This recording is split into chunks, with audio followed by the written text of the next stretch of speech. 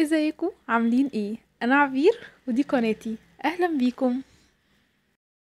ازيكم؟ فيديو النهارده بيتكلم عن العادات اليوميه وازاي هي قد ايه بتأثر في يومنا، وازاي لو استمرينا عليها هتفرق جدا جدا جدا في اليوم بتاعنا. هتفرق في نشاطنا وفي مودنا وفي وقتنا. حرفيا هنعرف ازاي ان احنا نتحكم فيه صح، وفي عدد ساعات اليوم الكتيرة اللي ممكن كتير مننا بيضيعها في عدم التنظيم، في عدم ان احنا مش عارفين هنعمل ايه وقت ايه، او الدنيا كلها بتدخل في قلب بعض، او بننسى حاجات وبتقع مننا فبتخليها تتراكم علينا، فبتحس كده ان الدنيا مش مظبوطة معانا. فاستمرارنا على العادات دي كل يوم هيخلينا بعد كده تلقائيا بننفذها، وبتبقى عادة جدا في حياتنا من غير اي مجهود مننا. علشان نبدأ بقى ان احنا نخلي ليومنا فيه عادات كده منتظمة ويومنا منتظم، لازم نبدأ من قبلها بيوم. بمعنى ان انا هاجي كده بالليل قبل ما انام، اجيب ورقة وقلم واكتب كل يوم، يعني اكتب لتاني يوم بقى انا عايزة اعمل ايه. هعمل 1 2 3 اعملهم على هيئة بنود، بحيث ان تاني يوم لما هاجي هصحى خلاص انا اوريدي تمام، انا عارفة انا هعمل ايه، مظبطة الدنيا في الحتة دي. تاني حاجة بقى وهي الصحيان بدري. لما هصحى بدري هحس ان اليوم طويل، اليوم فيه عدد ساعات اكتر، لان كل ما بتصحي بدري بتحس ان انتي اليوم فيه بركة. فكل حاجة انت هتعمليها الصبح هتحسي ان هي خلصت على طول، ما حسيتيش بمجهود. حاجات كتير قوي بتحسي ان الظهر كده جه وانتي مخلصه كل حاجه وراكي، مخلصه حاجات كتير، عملتي حاجات كتير، وانتي لسه اصلا الظهر ما اذنش مثلا، او لسه اليوم بتاعك لسه في حاجات كتير، في حاجات كتير ممكن تعمليها. فالصحيان بدري بيفرق جدا جدا في اليوم. هتبدأي في الاول انتي هتحسي بتكاسل رهيب وبكسل كده، ان انتي ازاي هصحى بدري، ولما هتيجي تصحي هتحسي ان انتي مودك مش متظبط. بس مع الايام هتحسي بجد ان خلاص انا اخدت ان انا مثلا اصحى الساعه 9 اصحى الساعه 10، فخلاص هو ده الوقت اللي انا بقيت اصحى فيه. فطبيعي هنام بدري. فكده ان بدي اولا راحه لجسمي، ثانيا راحه لعقلي من التفكير من كل حاجه.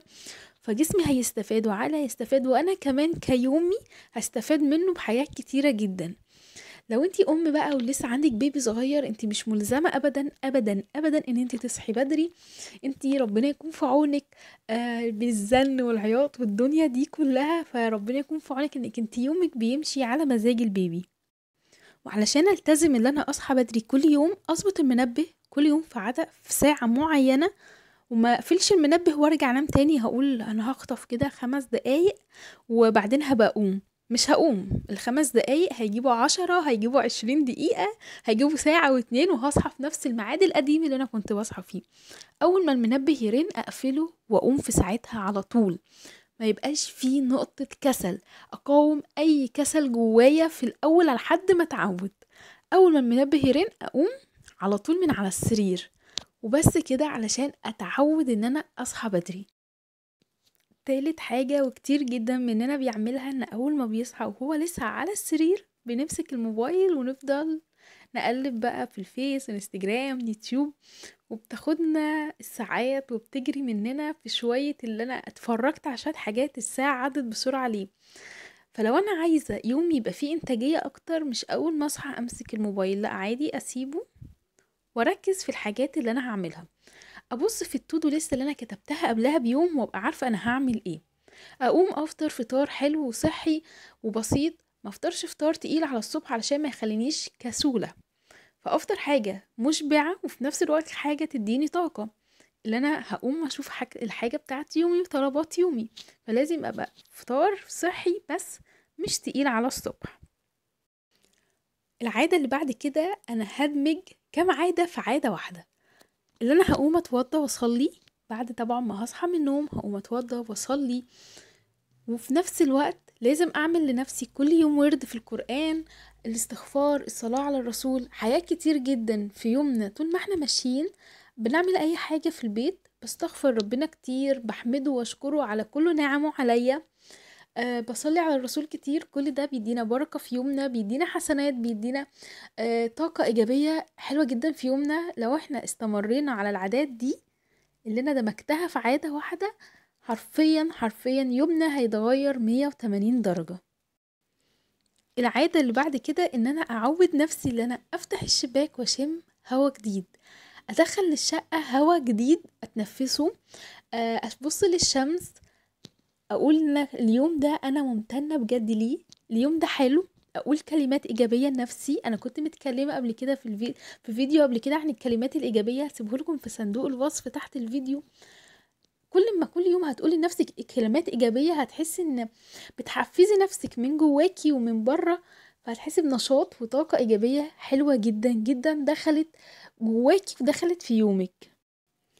العادة اللي بعد كده وهي ان انا لما هاجي ابص للتودو ليست بتاعتي وهبدا انفذ بقى الحاجه اللي فيها واشوف طلبات بيتي واشوف اليوم بتاعي هيمشي ازاي، مبدأش وانا مكشره، ابدا بجد بابتسامه حلوه، ابتسامه من بره ومن جوه ان انا هقدر هعمل الحاجات دي وانا مبتسمه وانا فرحانه. لو انا بدات وانا فرحانه من جوايا ان انا هبدا اعمل الحاجات دي وهنجزها وهدي نفسي وقت ومهله واشجع نفسي بنفسي واحفزها، هلاقي الحاجه دي بتخلص وانا مش مجهده، اللي انا خلاص انا خلصتها عادي، حاجه عاديه وخلصت، مش حمل تقيل عليا وان انا لازم اعمل كذا ولازم انزل المشوار الفلاني ولازم ما احسش ان ده الزام عليا، لا اعمله وانا مبسوطه وانا مرحبه جدا بكل حاجه بتدخل في يومي وبعملها علشان يمشي كده بسلاسه، ما يمشيش بعصبيه، ما احسش بضغط كبير عليا، لا احس ان انا عادي دي حاجه عاديه وبعملها وهتخلص واليوم هيخلص، فاللي فيها لما اعملها واخلصها براحه وبانبساط بحاجة عادية بدل ما تضغط عليا زيادة عن اللزوم.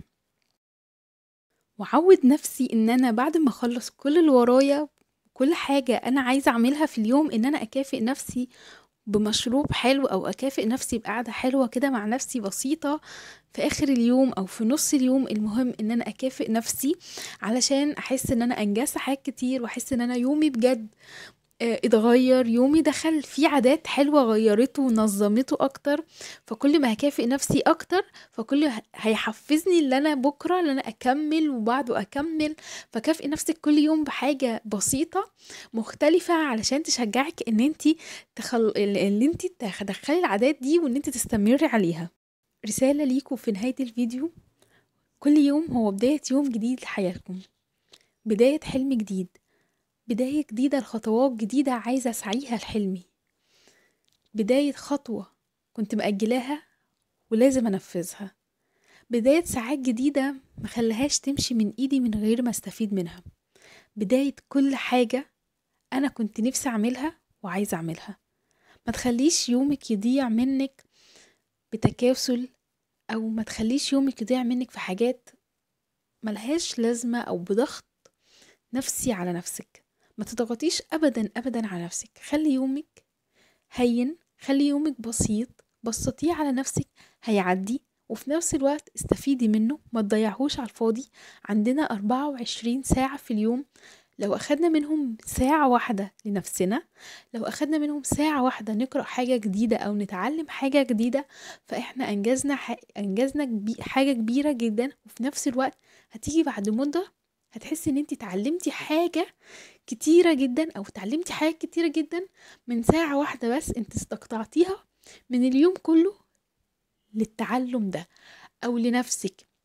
هتحسي ان انت بقيتي نشيطة من جواكي عشان انت اديتي ساعة واحدة لنفسك. فكافئي نفسك دايما، ادي نفسك عليكي حق، فحبيها اكتر واديها اهتمام اكتر علشان هي كمان تديكي اهتمام. دي رسالتي ليكم، ويا رب الفيديو يكون عجبكم، واشوفكم بقى في فيديو جديد. ولو عجبكم الفيديو ما تنسوش تعملوا لايك تحت الفيديو واشتراك في القناة، ونفسي يعني اشوف الناس اللي بتعمل لايك بس ما تعملش تعليق دي، فبجد انا برحب جدا باي حد عنده تعليق. وهسيب لكم لينك الانستجرام بتاعي في صندوق الوصف وبرضه في اول تعليق مثبت، عايز استناكم برضه هناك، واشوفكم بقى في فيديو جديد. باي باي.